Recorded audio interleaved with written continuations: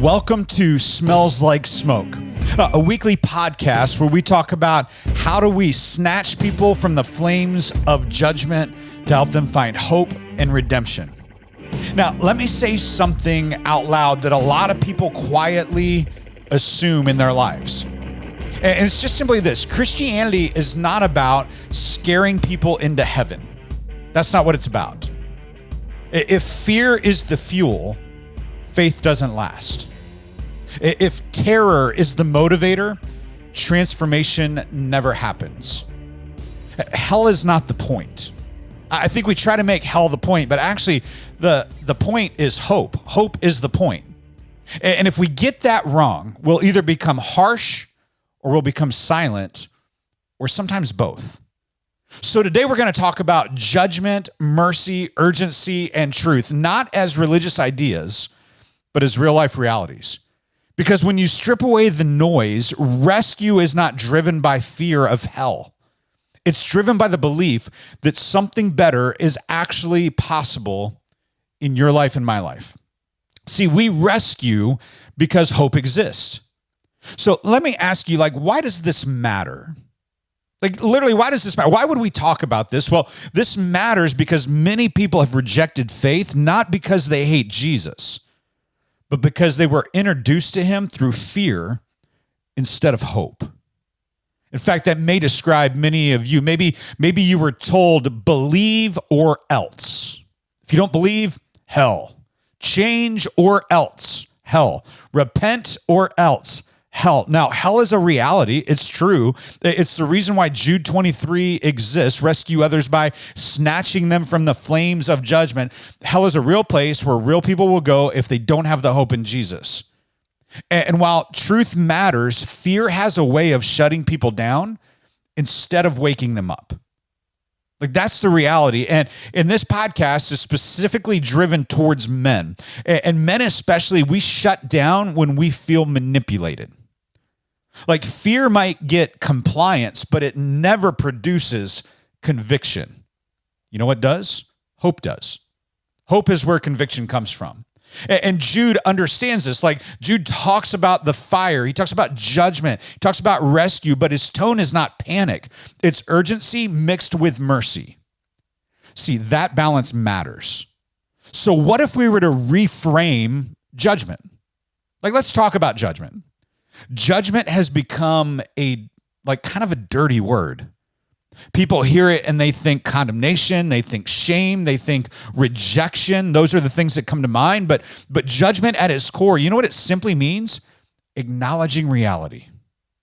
If a bridge is out and you warn someone not to drive over it, that's not judgment, that's love. That's what it is.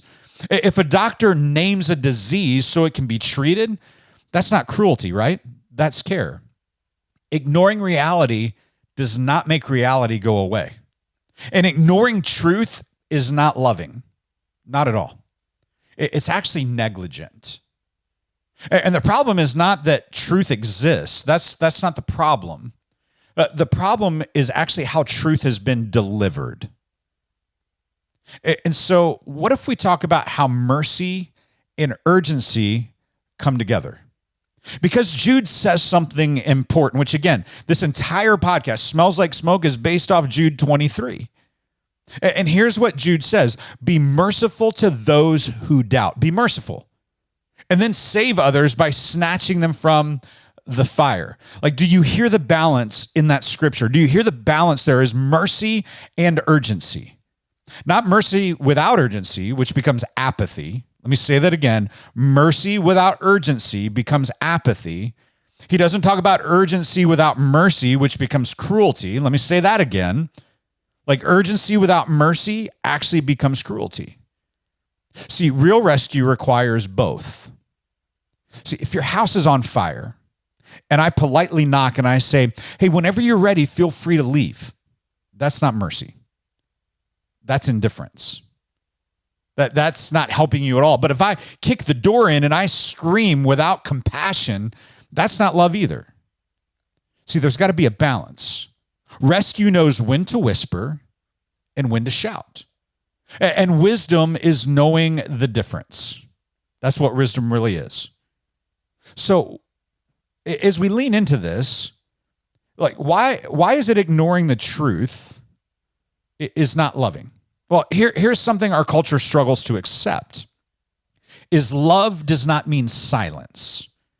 Love does not mean pretending something is fine when it clearly is not fine. Yet our culture does this. Love tells the truth because it believes the truth can heal. See, men, we understand this in every area of life. If your buddy's making a decision that will cost his marriage, you don't clap and call it self-expression. Why would you do that? If your friend is spiraling into addiction, you don't celebrate, hey, you're so free with all your own decisions. You know what you do? You speak up. You speak in, not because you want to control them, but because you want them to be better. It's not because you think you're better than them. It's because you care. Silence feels safe. Truth feels risky. Say it again. Silence feels safe, but truth feels risky. But here's the problem. Silence has never rescued anyone. A few weeks ago, I was playing golf, actually with Chuck Cecil. Some of you guys know Chuck. He was at our Man Church event, and Chuck hit a golf ball on the 18th hole, and he hit it right offline, and it was going straight at a guy's head. I've never in my life heard anyone yell the words "for" louder in my life. There was literally 8 groups on the golf course that all stopped and turned around, and he was screaming, "For right, for right." Now, he could have easily just been like, well, hope that guy makes it out okay. The ball landed within like a yard of this guy's head. See, had he stayed silent, he'd have probably hit that guy in the head. Could have done a lot of damage.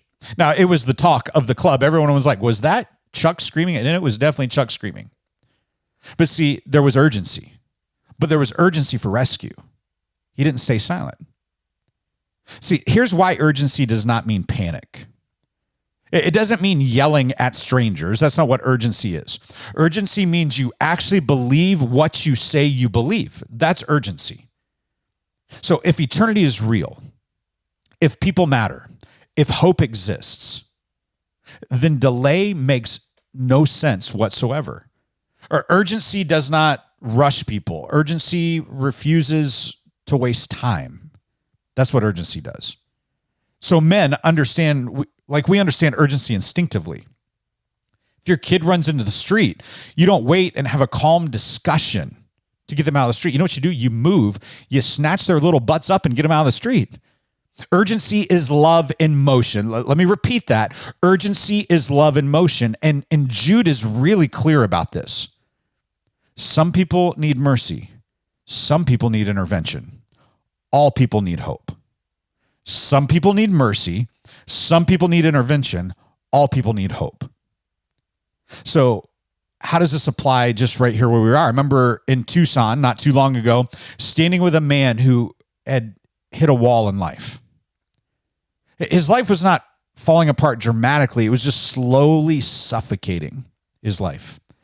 And this is what he said to me. He said, I know something needs to change. I just don't seem to know what. Can I tell you that moment mattered? If I minimized the truth, nothing would change. If I overwhelmed him, he would have shut down. So I told him the truth with compassion. I literally said, this path doesn't end where you think it does, but there is another way. See, that's hope. Hope with a conversation, not fear. I didn't fear him into it. I didn't pressure him into it, but hope grounded in reality is what gave him hope. So how do you speak truth with courage and compassion? Like, how do we do this? How do we do it practically? Because I think we like it in theory, but here are a few ways we can handle this. First, check your motive. Are you speaking to win or to rescue? I think that's a question you have to ask. If you're trying to win, you may not rescue. Second, you got to check your tone. Truth doesn't require volume to be powerful. And then third, check your timing. Not every moment is the right moment. You got to have some situational awareness. Fourth, you have to stay present. You got to live in the present with people. You got to say hard things, and then you have to stay where they are. Like rescue does not drop truth bombs and walk away. It walks with people through fallout. Like, see, that's courage. That's compassion. That's what we're called to do. So what does this mean for you as men? Men, we have to own this. Like some of us, we avoid truth because we don't want conflict in our lives. Like some of us, we weaponize truth because we enjoy control. Both of those things miss the point. Strong men tell the truth because they care. Strong men stay when it gets uncomfortable. Strong men believe people can change. See, hope fuels courage. And without hope, men either become passive or men become angry. See, the real hope in all of this, and here's the anchor, is we don't rescue in our own strength. That's not what we're meant to do. We rescue because Jesus already stepped into the fire. That's why we rescue. He didn't avoid judgment. He absorbed judgment. He didn't shout hope from a distance. He carried it out of the grave. That means no one is beyond reach. No story is beyond redemption. No fire burns forever. So hope is not wishful thinking. Hope has a name. And that name is Jesus. So I want to close this episode with a challenge. And here's your challenge this week, is that speak one hard truth with compassion. One hard truth, not online, not to strangers, not to people you don't know, to someone you actually know, someone you love, someone maybe you've been avoiding because you don't want to have the hard conversation, but don't shame them, don't threaten them, but tell the truth because you believe hope is real. You believe they need hope because hell is not the point. That's not the point of this life. Hope is the point. And we want to give people hope. That's what our goal is.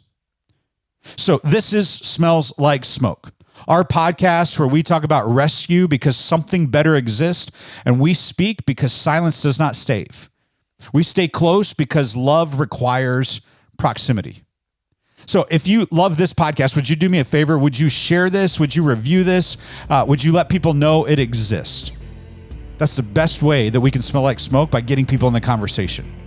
And next episode, we're going to shift gears and we're going to talk about like what the call of this life is, that we're going to contend for the faith, and why nobody drifts into spiritual victory. That's going to happen next on the next episode of Smells Like Smoke. Do me a favor, stay close to the fire. We'll see you next week.